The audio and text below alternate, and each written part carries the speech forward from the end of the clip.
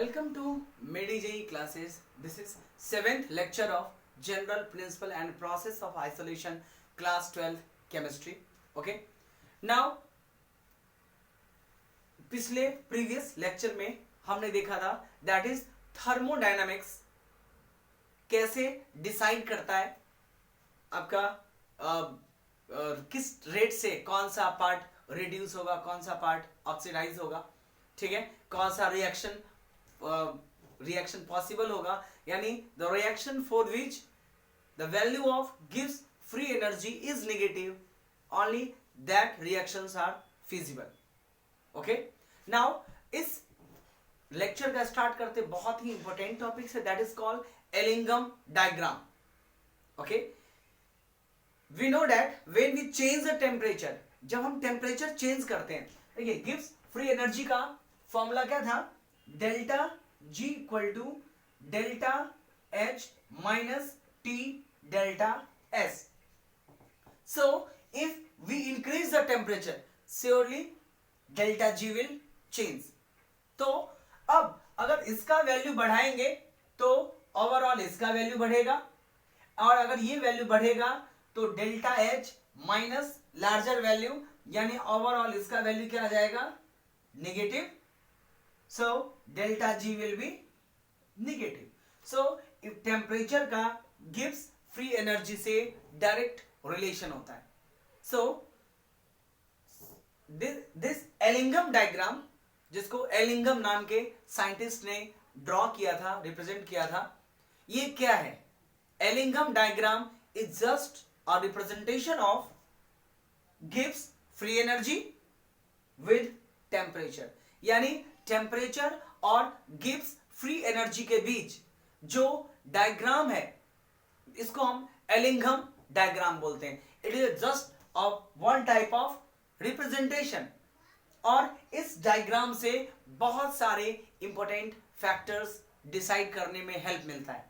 ठीक है, हम एक एक कर देखेंगे कि ये डायग्राम जो क्रिस क्रॉस टाइप का है, ठीक है, वो इस डायग्राम से हम कितने सारे इंपॉर्टेंट इंफॉर्मेशन निकाल सकते हैं. कौन सा रिएक्शन फिजिबल होगा, कौन सा रिएक्शन फिजिबल नहीं होगा, ये मोस्टली डिसाइड होता है आपका एलिंगम डायग्राम से. तो हम स्टार्ट करेंगे एलिंगम डायग्राम से और देखेंगे कि इस डायग्राम का ऐसा क्या खासियत है कि ये one of the important topic है. इस चैप्टर में बहुत सारे रिएक्शंस को प्रेडिक्ट करने के लिए यूज किया जाता है कि वो रिएक्शन प्रोसीड करेगा या नहीं करेगा. उसके लिए खास करके आप देखोगे कि जितने भी रिएक्शंस हैं वो सब ऑक्साइड्स बनाए, copper oxide, magnesium oxide, aluminium oxide, और इधर डेल्टा जी का वैल्यू भी किसका है, ऑक्सीजन का. ओके, तो इसका मतलब हुआ कि ये जो डायग्राम है वो बेसिकली ऑक्साइड्स के फॉर्मेशन से रिलेटेड है. ठीक है, यानी कौन से कंपाउंड किसको रिड्यूस करेगा उसको जज करने में भी अपने को हेल्प मिलता है. ठीक है, नाउ अब देखते हैं एलिंगम डायग्राम बेसिकली है क्या. तो ये क्या है, graphical representation of gives energy. The graphical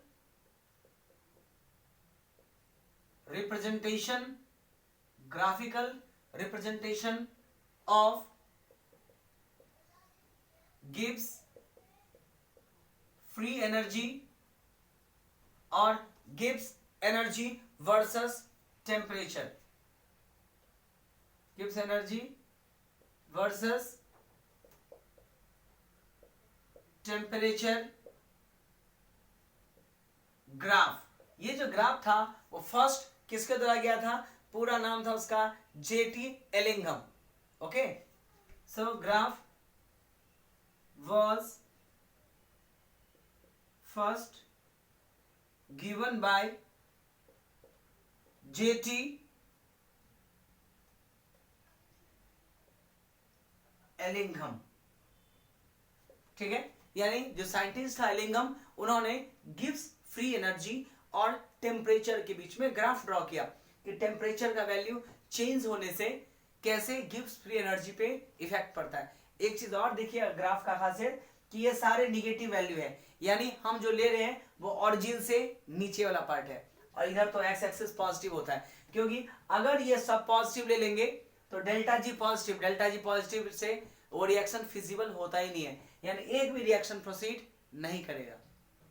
इसीलिए ये ऑरिजिन है, ये ऑरिजिन का नीचे वाला पार्ट है, और ये जो जीरो है this is for X axis not for Y axis.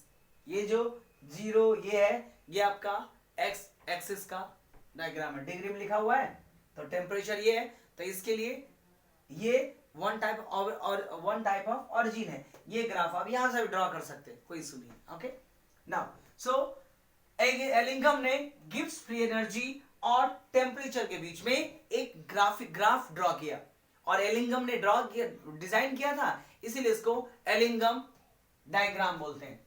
Ellingham known as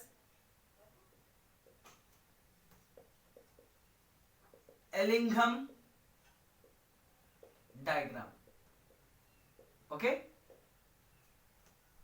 Ellingham diagram इसको बोलते हैं। अब इससे कितने सारे चीजें अपने को पता लगता है। सबसे पहला कि कौन सा रिड्यूसिंग एजेंट किस ऑक्साइड को रिड्यूस करेगा, वो एलिंगम डायग्राम से पता लगता है। फॉर एग्जांपल यहां पे एल्यूमिनियम है और यहां मैग्नीशियम है। ओके, तो एल्यूमिनियम का ऊपर है और इस ग्राफिकल रिप्रेजेंटेशन में मैग्नीशियम नीचे है। तो इस ग्राफ में जिसका ग्राफ नीचे है वो अपने ऊपर वाले को रिड्यूस कर सकता है।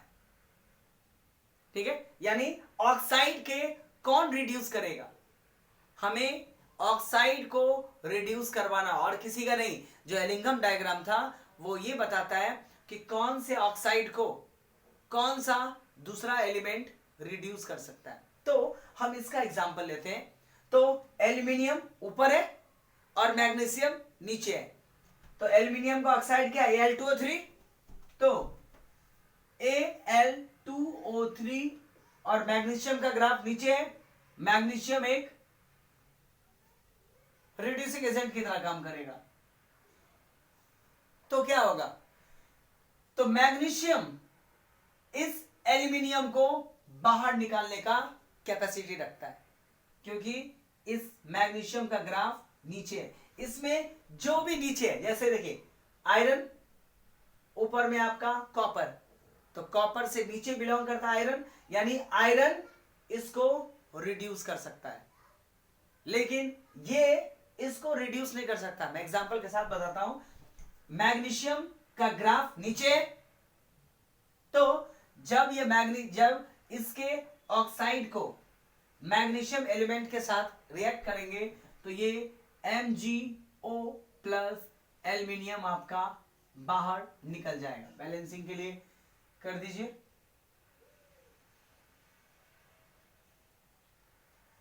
ओके, 3, ये हो गया आपका एल्यूमिनियम।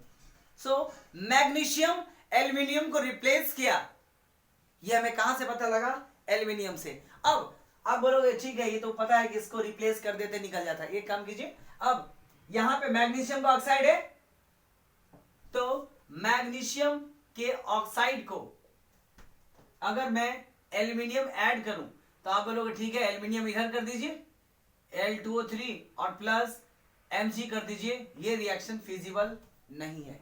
यही तो इस ग्राफ का मीनिंग होता है कि जो जिसके नीचे है, यानी ये एल्यूमिनियम का ग्राफ है, तो एल्यूमिनियम से नीचे है मैग्नीशियम, तो मैग्नीशियम एल्यूमिनियम को रिप्लेस करके एल्यूमिनियम को बाहर निकाल सकता है, सिर्फ ऑक्साइड का रिएक्शन है। लेकिन इस मैग्नीशियम ऑक्साइड को एल्यूमिनियम रिड्यूस नहीं कर सकता। इन द सिमिलर वे में देखिए, जैसे ये आपका है आयरन और ये कॉपर, तो कॉपर ऑक्साइड Cu2O प्लस, अब इससे रिड्यूस मत कीजिएगा, एलिमेंट रिड्यूस करता है, तो ये है आपका Fe, तो श्योरली ये FeO के कॉपर का बाहर निकाल देगा। ठीक है, यानी आयरन कॉपर को बाहर करके मतलब रिड्यूस कर दिया, कॉपर के साथ ऑक्सीजन है, आपने क्या किया कॉपर के साथ, ऑक्सीजन यहाँ पे था, यहाँ ऑक्सीजन नहीं है, यानी ऑक्सीजन निकाल दिया, मतलब रिड्यूस कर दिया।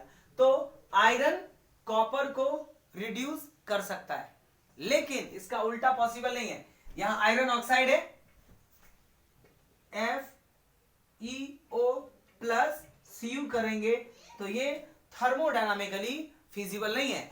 बनाने को क्या है, अपने हाथ में आप चाहो तो Cu2O प्लस Fe कर दो, लेकिन ये रिएक्शन पॉसिबल फिजिबल ही नहीं है। तो एलिंगम डायग्राम यानी एलिंगम ऐसे ही, ये तो कम है, कई सारे बुक आप उल्टाओगे उसमें तो बहुत सारे ग्राफ दिया होता है। तो एलिंगम डायग्राम से मेनली ऑक्साइड के रिडक्शन का पता लगता है, कौन सा ऑक्साइड कौन से एलिमेंट के द्वारा रिड्यूस होगा। ठीक है, हमेशा ही इस एलिंगम डायग्राम में जो नीचे है वो अपने ऊपर वाले को इजिली रिड्यूस कर देगा। जैसे Cu2 को Fe रिड्यूस कर सकता है। आयरन के ऑक्साइड है तो आयरन के ऑक्साइड से देखिए एक और चीज, यहां पे ये रहा कार्बन का, ओके, कार्बन आयरन के लिए देखिए, आयरन ये है तो यहां तक आयरन क्या है, नीचे है, यानी और कहां टेम्परेचर तक, मान लीजिए ये टेम्परेचर है आपका 330 है तो -350, तो एट 350 यानी यहां से लेकर के यहां तक आयरन कहां पे लाई कर रहा, नीचे, और C+O2 यानी कार्बन कहां लाई कर रहा, CO2 ऊपर। तो अप टू -350 डिग्री सेल्सियस, यहां पे -350 डिग्री सेल्सियस आयरन क्या है, नीचे में है। तो आयरन CO2 को रिड्यूस कर सकता है। यानी अगर बात करो, आप ध्यान से देखना पड़ता है, इसमें बहुत सारे एग्जांपल्स दूंगा तो आपको आइडिया लग जाएगा। तो यहां पे आयरन यहां से यहां तक नीचे है, कहां तक, -350 तक। तो हम लिख सकते हैं कि CO2 plus Fe will form FeO plus C, लेकिन उसके लिए आपको कितना, सिर्फ -350। जैसे -350 से आप ऊपर जाओगे तो आयरन ऊपर चला गया, अब ये कार्बन को रिड्यूस नहीं कर सकता। तो इस पॉइंट तक ये जो आयरन है इस कार्बन डाइऑक्साइड को रिड्यूस कर सकता है। जहां क्रॉस ऊपर चला गया मतलब रिड्यूसिंग पावर खत्म। तो अगर आपने टेम्परेचर 350 से कम रखा है, यानी अप टू 350, या आप ये समझ सकते हैं कि -350 से इधर तो रिड्यूस करेगा, लेकिन अगर 300 कर दिया, 250 कर दिया माइनस में, तो फिर रिड्यूस नहीं करेगा। तो जहां पे भी क्रॉस कर रहा है, जैसे देखिए यहां पे CO ग्राफ है और ये किसका है, CO का।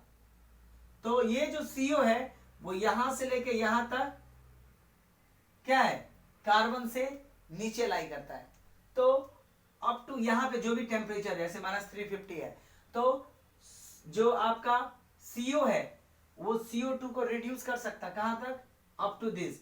उसके बाद में ये चला गया ऊपर तो ये इसको रिड्यूस नहीं कर सकता। तो इस ग्राफ में जिसका ग्राफ नीचे है वो अपने ऊपर वाले ऑक्साइड को रिड्यूस कर सकता है। एलिंगम ने ऐसे बहुत सारा रिलेशन निकाला कि कौन एलिमेंट किसको रिड्यूस करता है, ये अपने को कैसे पता लगेगा। तो उसके लिए उन्होंने एक ग्राफ ड्रॉ किया, उस ग्राफ में क्लियर कर दिया कि जो नीचे लाई करेगा, जैसे एल्यूमिनियम नीचे है और कॉपर ऊपर है, तो कॉपर ऑक्साइड को एल्यूमिनियम रिड्यूस कर देगा क्योंकि ये नीचे है। आयरन ऑक्साइड को एल्यूमिनियम रिड्यूस कर देगा, कार्बन डाइऑक्साइड को एल्यूमिनियम रिड्यूस कर देगा। Up to this temperature carbon monoxide को भी क्या करेगा, ये रिड्यूस कर देगा। ओके, तो इस टाइप से आपका डायग्राम होता है। ये कार्बन डाइऑक्साइड का नहीं होगा क्योंकि इसमें लिखा था ये जिंक का होता है। ठीक है, this is a graph of zinc plus O2 that is ZnO, zinc oxide है। ओके, मतलब जो भी लाई कर रहा है नीचे, तो जो नीचे लाई करेगा वो ऊपर वाले को रिड्यूस कर सकता है। This is the important information that we gain from Ellingham diagram. तो एलिंघम डायग्राम को याद रखने से या एलिंघम डायग्राम ड्रॉ करने से अपने को ये पता लग जाता है कि कौन सा रिएक्शन फिजिबल है, कौन सा रिएक्शन फिजिबल नहीं है, कौन किसके ऑक्साइड को। और इससे यही आगे हम पढ़ेंगे ड्रॉबैक है कि ये सिर्फ ऑक्साइड पे ही वैलिड है, यानी मेटल के ऑक्साइड को कौन रिड्यूस करेगा सिर्फ ये पता लगता है, लेकिन मेटल खाली ऑक्साइड थोड़ी ना फॉर्म करता है, बहुत सारे कंपाउंड फॉर्म करता है, उसको कौन रिड्यूस करता है वो नहीं, सिर्फ ऑक्साइड पे ही वैलिड होता है। ओके, तो एलिंघम डायग्राम ये है और हर एक लाइन एक इंडिकेट करता है कि जैसे अब देखो जहां से एक ग्राफ ऐसा भी है जो यहां से गया है और यहां से मुड़ गया, तो जहां से ग्राफ अचानक से ऊपर उठ जाए तो समझ जाएगा ये पॉइंट पे उस मटेरियल का फेज चेंज हो रहा हो, यानी the bend in the Ellingham diagram represent the transition state, यानी यहां पे अगर ये सॉलिड होगा तो यहां से ये हो सकता है कि गैस में कन्वर्ट किया होगा। तो जहां जहां ग्राफ आपको टेढ़ा नजर आए तो उस पॉइंट पे, या सॉरी जहां पे इंटरसेक्ट भी करता हो, जहां ट्रांजिट करता है, जहां से बेंड होता है वो ट्रांजिशन स्टेट शो करता है, और जहां पे इंटरसेक्ट करता है वो दिखाता है कि वहां पे जो आपका जी का वैल्यू है वो उतना ज्यादा निगेटिव है। ठीक है, तो नीचे वाला अपने ऊपर वाला को रिड्यूस कर देगा। तो एलिंघम डायग्राम पे क्वेश्चन कैसे आएगा कि कोई रिएक्शन दे देगा, बोलेगा प्रोडक्ट बताओ। फॉर एग्जांपल, चलिए तो खाली ग्राफ था, मैं इसको रफ कर देता हूं कि एलिंघम डायग्राम था क्या बेसिकली। अगर इस पे क्वेश्चन पूछना हो तो कैसे पूछेगा, zinc oxide plus Cu will form, will give zinc देगा या CuO देगा या नॉट पॉसिबल देगा, नॉट फिजिबल। तो बोला ना खाली रिप्लेस करना हो तो हम तुरंत बोलते हैं अच्छा कॉपर चला जाएगा इसके पास, जिंक चला जाएगा बाहर, लेकिन ऐसा नहीं होता है। अब यहाँ पे एलिंघम डायग्राम की जरूरत पड़ेगा। आप किसको रिड्यूस करना चाहते हैं, रिड्यूस ही करना चाहते हैं, ये कैसे पता लगा, अब इसी बात है, यहाँ ऑक्सीजन को बाहर निकालना रिडक्शन कहलाता है। तो जिंक ऑक्साइड को आप रिड्यूस करना चाहते हैं किससे, कॉपर से, तो वैल्यू आता है डेल्टा जी का। तो आपको एलिंघम डायग्राम में देखिए कॉपर कहां लाई किया, ऊपर, जिंक लाई कहां किया, नीचे, ऊपर वाले कभी नीचे को रिड्यूस नहीं कर सकता, यानी ये रिएक्शन फिजिबल नहीं होगा। एलिंघम डायग्राम से पता लग गया। अगर एलिंघम डायग्राम नहीं पता है तो अपने को क्या, आप यहां से यहां कर दीजिए, यहां से यहां कर दीजिए, जो कॉमन रिएक्शन है कि CuO या Cu2O प्लस जिंक हो गया। पेन पेपर से करना है तो बहुत आसान है, लेकिन ये रिएक्शन फिजिबल नहीं होता है। तो ये सब कहां से पता लगता है, एलिंघम डायग्राम से। ओके, तो इसीलिए एलिंघम डायग्राम एक इंपॉर्टेंट थियरी हो जाती है।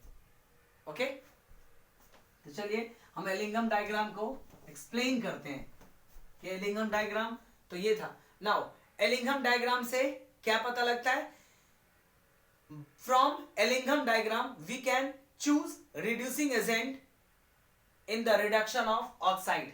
ऑक्साइड को रिड्यूस करने के लिए कौन सा रिड्यूसिंग एजेंट प्रॉपर है उसको चूज करने से हम एलिंघम डायग्राम से कर सकते हैं। सो इंपॉर्टेंस ऑफ एलिंघम डायग्राम में ये है कि it gives the choice, it gives the choice to select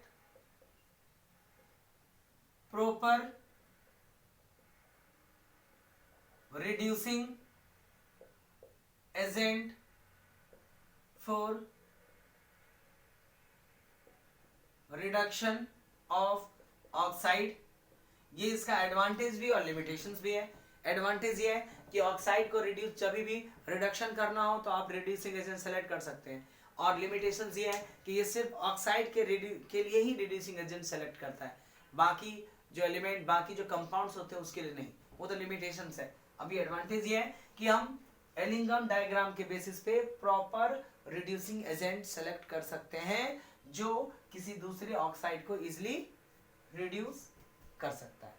okay, दूसरा ये डायग्राम से क्या फर्क पड़ता है? This diagram help us to predict the feasibility of reaction. So this diagram that is Ellingham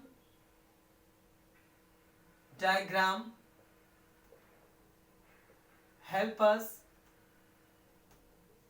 to predict the feasibility of reduction of thermal reduction of ore, feasibility of thermal reduction of ores। यानी आप reducing agent तो select कर सकते हैं, साथ ही साथ जो reaction feasible है या नहीं है। अच्छा, पहले बताया था कि कोई रिएक्शन फिजिबल है कि नहीं है वो डिपेंड करता है डेल्टा जी। अगर डेल्टा जी निगेटिव है तो वो रिएक्शन फिजिबल होगा, अदरवाइज नहीं होगा। तो जिसके लिए डेल्टा जी का जितना निगेटिव होगा उतना इजिली फिजिबल हो जाएगा। तो एलिंगम डायग्राम के हेल्प से हम ओर्स का थर्मल रिडक्शन फिजिबल है या नहीं है वो हमें पता लग जाता है। सो कैसे पता लगेगा? So for feasibility of reduction delta G must be negative। तो यहां से आप क्वेश्चन पूछोगे तब तो सारे फिजिबल होना चाहिए क्योंकि सारा का सारा नेगेटिव है, लेकिन जिसका स्लोप बहुत हाई जाता है उसका डेल्टा जी का वैल्यू पॉजिटिव हो जाता है। जब कोई स्टेट चेंज होता है तो एनर्जी जो होता है वो डेल्टा जी का वैल्यू पॉजिटिव हो जाता है। तो उसके बाद स्टेट, जैसे मान लीजिए कि आप गैस के साथ रिएक्शन करवा रहे हैं और ड्यूरिंग रिएक्शन कुछ ऐसा हुआ कि जो गैसेस रिएक्टेंट था वो लिक्विड हो गया, तो जरूरी नहीं है कि जितना अच्छा गैस के साथ रिएक्शन हो रहा था उतना लिक्विड के साथ भी होगा। इसका मतलब हुआ कि अगर गैस बहुत अच्छे से रिएक्शन कर रहा था बट गैस लिक्विड में कन्वर्ट हो गया तो ये भी हो सकता है कि रिएक्शन नहीं हो, मतलब डेल्टा जी पॉजिटिव हो गया, ऐसा भी नहीं है। ओके, तो ये रिएक्शन फिजिबल तभी होता है जब डेल्टा जी का वैल्यू नेगेटिव हो जाए।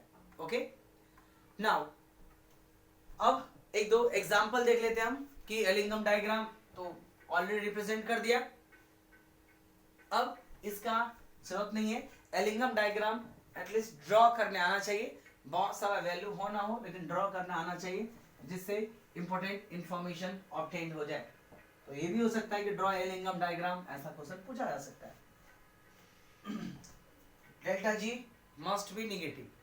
नाउ ये किसके लिए वैलिड होता है? डेल्टा जी मतलब जो एलिंगम डायग्राम है बेसिकली डायग्राम है जो कि ऑक्साइड्स के फॉर्मेशन को शो करता है। सो एलिंगम डायग्राम, इसको रफ कर देता हूं कि Ellingham diagram is the plot of delta G versus T for what? Formation of oxide, यानी कौन सा ऑक्साइड बनता है उसका फॉर्मेशन। हमने देखा है सारे के सारे जो थे वो अपने ऑक्साइड ही थे।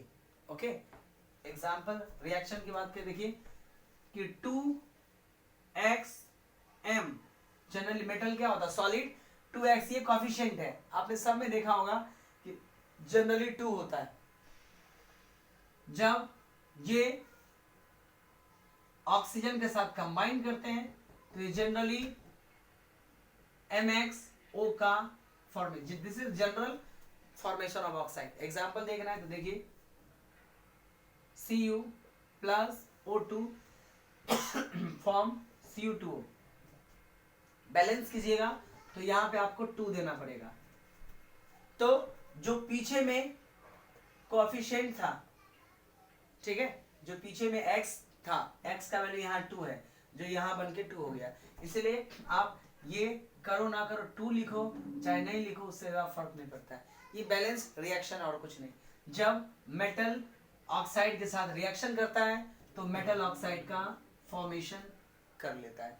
Example copper plus oxygen form Cu2O। तो जो पीछे में कोएफिशिएंट था वो नीचे चला जाता है। बाकी अगर आपको बैलेंस करने आता है तो फिर पहले से 2 लिखने की कोई जरूरत नहीं है। This is the general formula.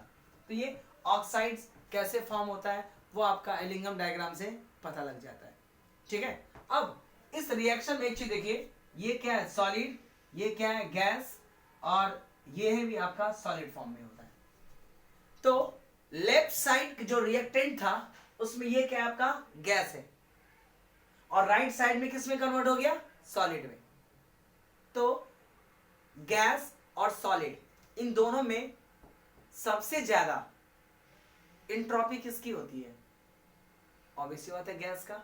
Entropy का मतलब होता है रेंडमनेस, मॉलिक्यूल्स कितना फ्रीली मूव कर सकता है। तो मॉलिक्यूल्स फ्रीली किस में मूव कर सकता है? गैस में फ्रीली मूव करता है। जबकि वही चीज सॉलिड बन जाता है तो मॉलिक्यूल्स कॉम्पैक्ट हो जाता है। मॉलिक्यूल्स कॉम्पैक्ट हो जाएंगे तो उसका रेंडमनेस गैस की तरह नहीं रह जाता है।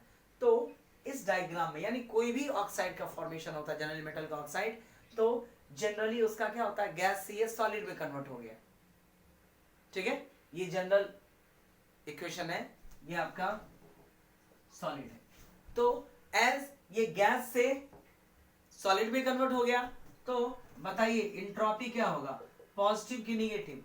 इस ऑक्साइड फॉर्मेशन में डेल्टा एस का वैल्यू क्या होगा?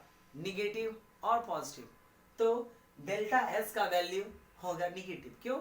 इंट्रोपी घटा है, इधर गैस था इधर हो गया सॉलिड। तो जब सॉलिड से हम गैस से सॉलिड में आते हैं तो इंट्रोपी घटता है। इंट्रोपी घटने का मतलब डेल्टा एस का वैल्यू निगेटिव। और अब आपको पता है कि डेल्टा जी का फॉर्मूला क्या होता है? Delta H minus T delta S. अब यहां पे डेल्टा एस क्या हो गया है? निगेटिव। तो अगर मैं delta H minus T minus delta G लिखूं तो डेल्टा जी का वैल्यू कितना होगा? Delta H plus T delta G. देखिए ये क्या हो गया? पॉजिटिव। यानी अगर इंट्रोपी का वैल्यू घटे तो डेल्टा जी का वैल्यू हो जाएगा पॉजिटिव। डेल्टा जी पॉजिटिव कब होता है? जब स्टेट चेंज होगा। तो जब भी एलिंगम डायग्राम को सॉल्व करने के बाद डेल्टा जी का वैल्यू पॉजिटिव आ जाए तो समझ जाइएगा वहां पे स्टेट का ट्रांजिशन हो रहा हो, यानी सॉलिड से लिक्विड में कन्वर्ट कर रहा हो। सो ये डेल्टा एस का वैल्यू हो गया। So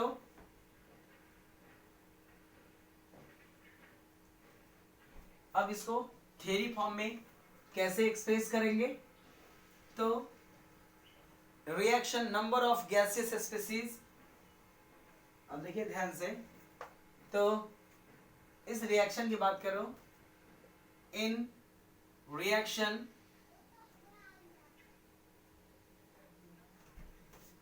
metal plus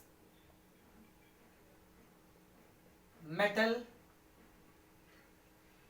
oxide, what state कहां से हुआ? Number of gases species decreases.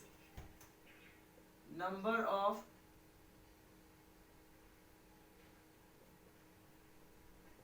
Species क्या हो गया? घट गया। That is delta S becomes negative.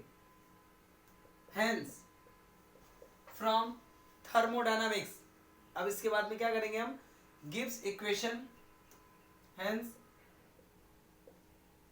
from equation delta G is equal to delta H minus T delta S. अब ये समझ लीजिए कि मैं आपको समझाने के लिए कहा था, लिखने प्रोसेस लिखना हो तो ऐसा क्वेश्चन आएगा कि इस रिएक्शन में बताइए कि डेल्टा जी का वैल्यू निगेटिव होगा कि पॉजिटिव होगा, तो यही देखना कि गैस से सॉलिड में कन्वर्ट डेल्टा जी निगेटिव हुआ, delta S is negative, hence delta G is positive, so slope कितना आएगा, पॉजिटिव, यानी ग्राफ जो होगा वो पॉजिटिव होगा, यानी ग्राफ ऐसे होगा, और अगर स्लोप निगेटिव होगा तो ग्राफ ऐसे होगा। आपने एलिंगम डायग्राम में देखा था, कुछ ग्राफ ऐसे हैं, कुछ ग्राफ ऊपर की ओर है, तो जो ग्राफ ऊपर की ओर है उसका स्लोप पॉजिटिव है। ओके, नाउ अब एप्लीकेशन ऑफ एलिंगम डायग्राम देखते हैं। अभी तो हम पढ़ रहे थे एलिंगम डायग्राम होता क्या है, एलिंगम डायग्राम से हम क्या इंपॉर्टेंट थ्योरी कर सकते हैं, जैसे रिएक्शन फिजिबल है कि नहीं है, रिड्यूसिंग एजेंट कौन सा लो, ये सब क्या। Now we will see the application and then after limitations of Ellingham diagram. Starting में मैंने जो बताया आपको कि एलिंगम डायग्राम से ये पता लगता है कि रिड्यूसिंग एजेंट कौन सा है, that is the important part, बाकी पोर्शन तो इसके स्मॉल वेटेज में ही आ जाता है। ठीक है, application of Ellingham diagram of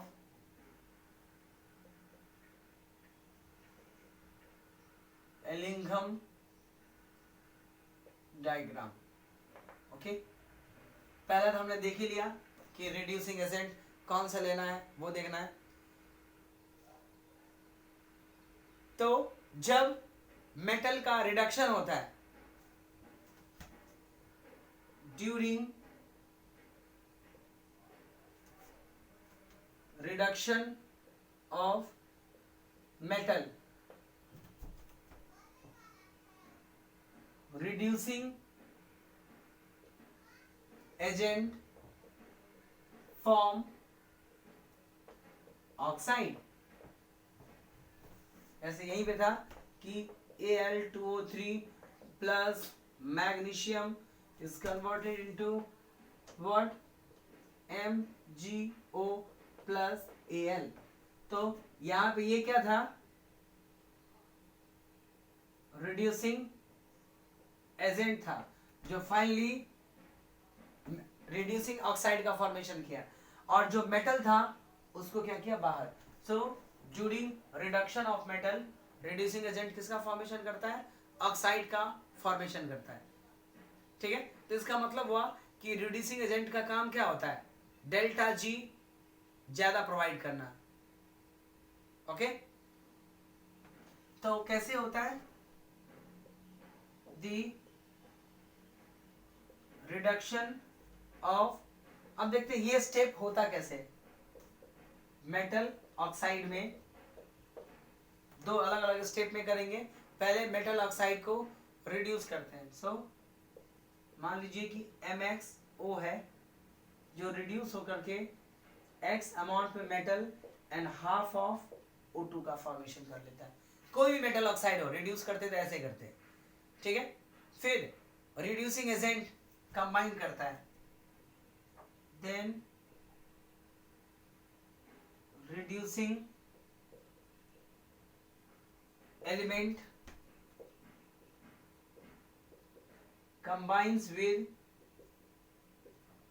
oxygen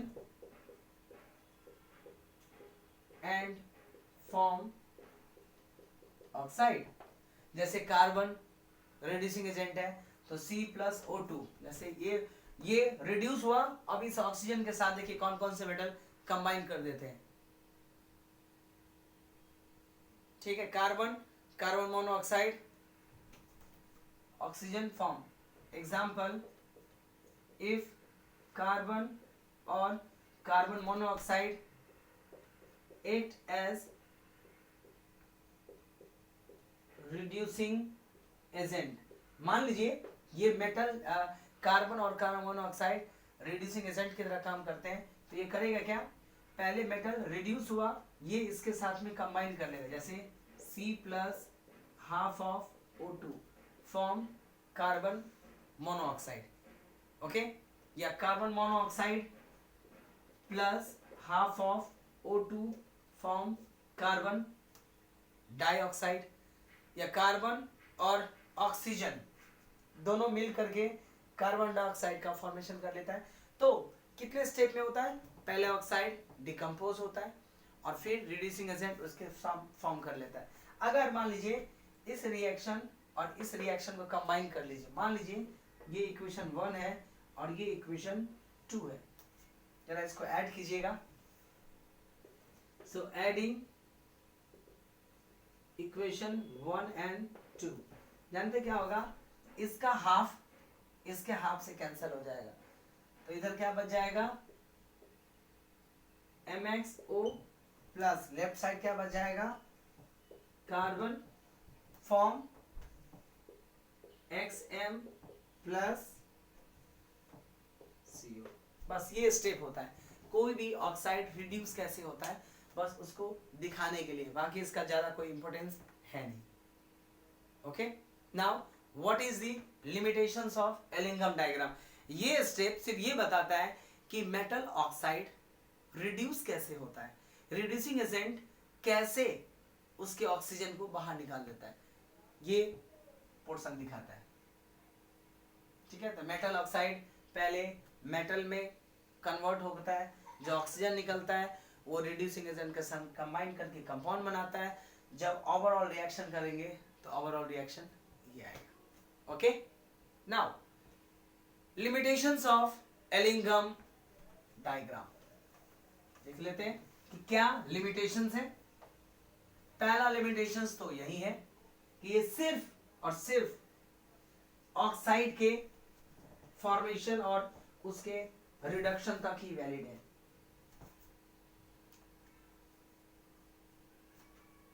ठीक है, so what is limitations of Ellingham diagram? It only indicates whether the reaction is possible or not thermodynamically.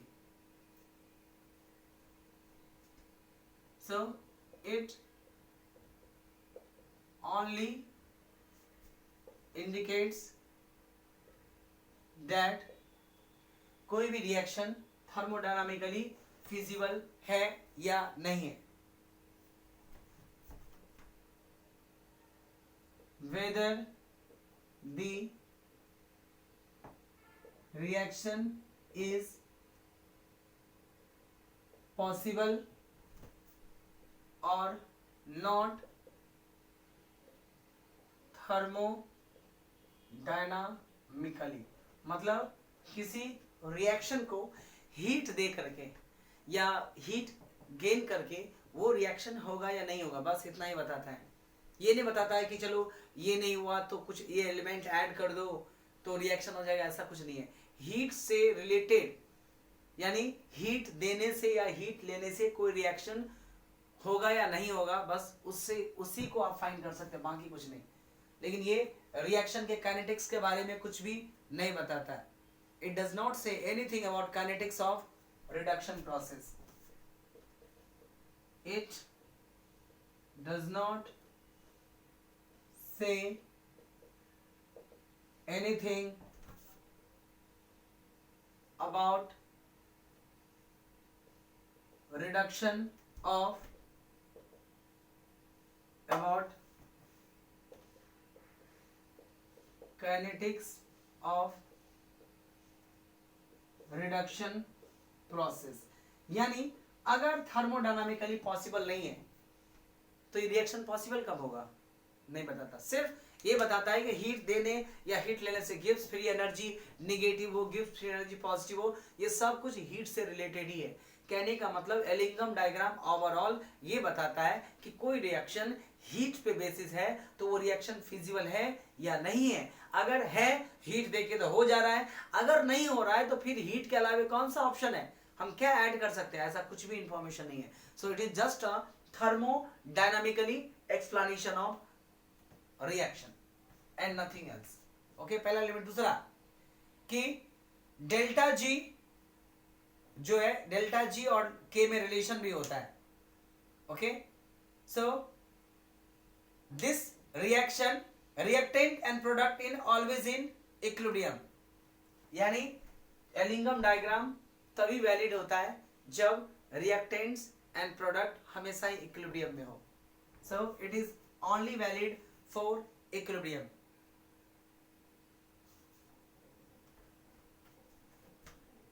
It is only valid when reactants and products are in equilibrium। और equilibrium का मतलब क्या होता है, यह class 11th के chemistry में यहाँ होगा। ठीक है, कोई भी रिएक्शन इक्विलिब्रियम में तब कहलाता है जब, या क्लास उसमें भी आया है केमिकल काइनेटिक्स में, जब जिस रेट से कोई रिएक्शन रिएक्टेंट प्रोडक्ट बन रहा है, अगर उसी रेट से प्रोडक्ट रिएक्टेंट बनता है तो हम उसको इक्विलिब्रियम बोलते हैं। बट कई बार क्या होता है कि गैसियस रिएक्टेंट है और वो प्रोडक्ट बनाता है सॉलिड, तो फिर सॉलिड अपने आप डिकम्पोज होकर के गैस में कन्वर्ट नहीं होता है। तो ये इसका दो लिमिटेशंस है, सिर्फ और सिर्फ इसमें ही वैलिड होता है। ओके, तो ये था आपका एलिंगम डायग्राम और उसके limitations. This is the last topic था जनरल प्रोसेस एंड आइसोलेशन का। इसके साथ ही ये चैप्टर कंप्लीट होता है। ओके, इसी बेसिस पे, एलिंगम डायग्राम बेसिस पे एक क्वेश्चन है। ठीक है, देखते हैं वो क्वेश्चन क्या था, जो कई बार बोर्ड टाइप के क्वेश्चन में पूछता है कि मेटल के ऑक्साइड का रिडक्शन जो है लिक्विड स्टेट में सबसे ज्यादा अच्छा होता है। यानी कोई मेटल ऑक्साइड अगर लिक्विड स्टेट में है तो उसको रिड्यूस करना काफी इजी होता है। Why it is easy to reduction of metal oxide when metal oxide is in liquid state? Why it is easy to reduce the metal oxide in liquid state? अगर कोई मेटल ऑक्साइड लिक्विड स्टेट में है तो बहुत easily reduce हो जाता है। Why? सोचिए क्यों ऐसा होता होगा। अभी हमने पढ़ा एलिंगम डायग्राम से कि कोई भी रिएक्शन होने के लिए डेल्टा जी का वैल्यू क्या होना चाहिए, नेगेटिव। ओके, अगर मेटल ऑक्साइड लिक्विड स्टेट में है तो एंट्रोपी क्या होगा, हायर, ज्यादा होगा।